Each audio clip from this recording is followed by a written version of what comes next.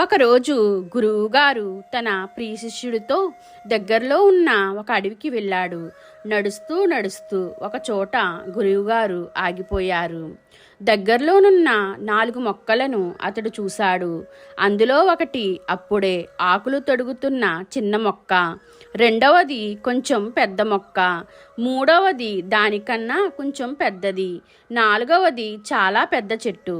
గురువుగారు తన శిష్యుణ్ణి పిలిచి మొదటి మొక్కను చూపుతూ దానిని లాగేయమన్నాడు.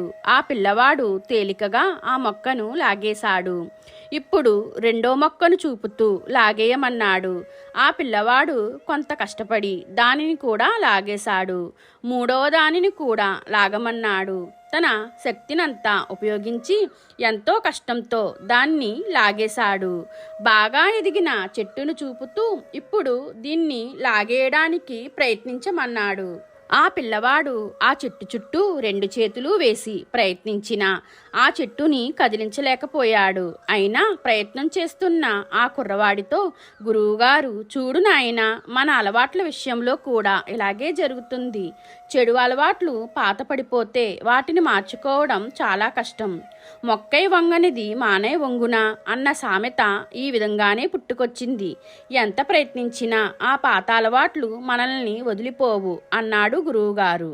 ఈ కథలోని నీతి, మనలో మొలిచిన చెడు అలవాట్లను చిన్న మొక్కగా ఉన్నప్పుడే లాగేయాలి.